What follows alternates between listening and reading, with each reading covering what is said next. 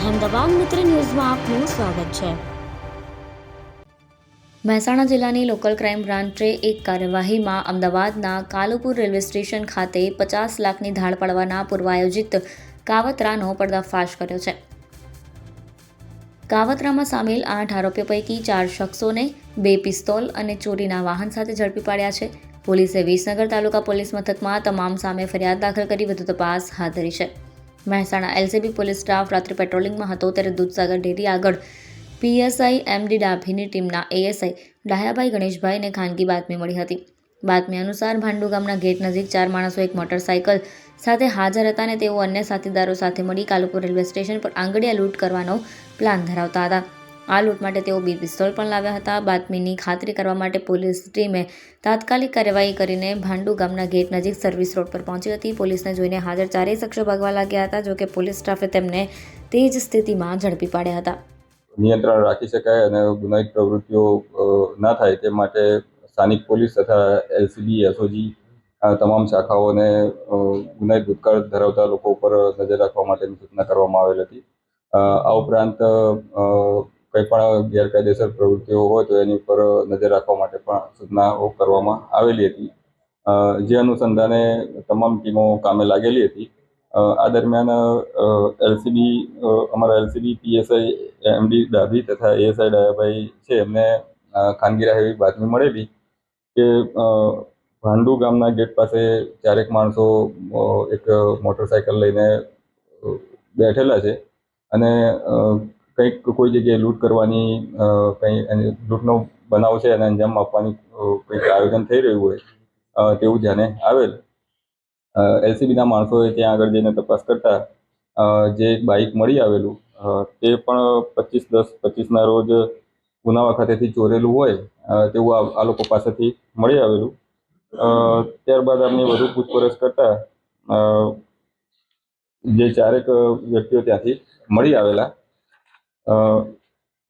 આ દરમિયાન જે ચોરીના બાઇક સિવાય જે બીજા 4 માણસો મળ્યા તેમની વધુ પૂછપરછમાં આ જે માણસો છે આ ઉપરાંત બીજા 3 માણસો અન્ય પણ ટોટલ 7 કિસ્સામાં છે એ અમદાવાદ કાલુપુર રેલવે સ્ટેશનની આજુબાજુનો વિસ્તાર છે, જ્યાં આંગળીયા પેઢીઓ ઘણી છે, ત્યાં આગળ કોઈ પણ જગ્યાએ લૂંટ કરવાનું તે લોકોનું આયોજન હોય તેવું જાણવા મળેલું।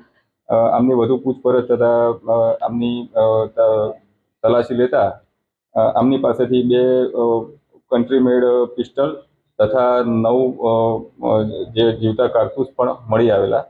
આ ઉપરાંત 2 મોબાઈલ પણ આમની પાસેથી મળેલા, એક મોટરસાઇકલ જે ચોરીનું છે તે પણ મળી આવેલું। આમ ટોટલ 1,03,000નો મુદ્દામાલ આ પાસેથી મળી આવેલો।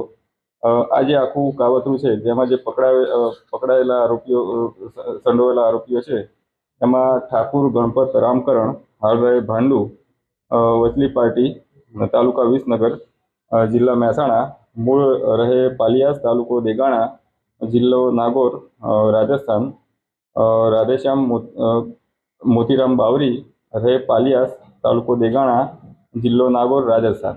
આ રાધેશ્યામ જે છે એ અહીંયા રહેતો નથી, પણ લૂંટના ઈરાદા માટે જ સ્પેશિયલ અહીંયા આવેલો હતો। જીતેન્દ્ર બોડારામ બાવરી, રહે મંડાવર રોડ, તાલુકો જેતારણ, જિલ્લો બ્યાવર, રાજસ્થાન। જીતેન્દ્ર બાવરી છે એ પણ અહીંયા રહેતો નથી, પણ ફક્ત લૂંટ માટે જ અહીંયા 2 દિવસ પહેલાં આવેલ। આ ઉપરાંત ઠાકોર અલ્પેશજી જીતાજી, રહે વડુ, ઉગમનો વાસ, તાલુકો વિસનગર, જિલ્લો મહેસાણા। આ 4 આરોપીઓ પકડાયેલા છે। આ જે આખું આયોજન હતું તેમાં 3 આરોપીઓ વોન્ટેડ છે। તેમના નામ છે ઠાકોર આકાશજી રમેશજી, રહે પાલજ, તાલુકો મહેસાણા, આશીષ જાલમજી ઠાકોર, રહે પાલજ, તાલુકો મહેસાણા, મુન્નો બાવરી, રહે બેલ્લારા, અને અન્ય એક બનવારી બાવરી નામના વ્યક્તિનું પણ નામ આમાં ખુલેલ છે। ભૂતકાળમાં લોકોએ કોઈ જગ્યાએ લૂંટ કરેલી હોય ગુનાહિત કરી છે? આ તમામ આરોપીઓનો ગુનાહિત ઇતિહાસ તપાસતા એક આરોપી જે રાજસ્થાનનો છે રાધેશ્યામ મોતીરામ બાવરી, એની વિરુદ્ધ ટોટલ 8 ગુના રાજસ્થાનમાં દાખલ થયેલા હોવાની હકીકત મળેલી છે।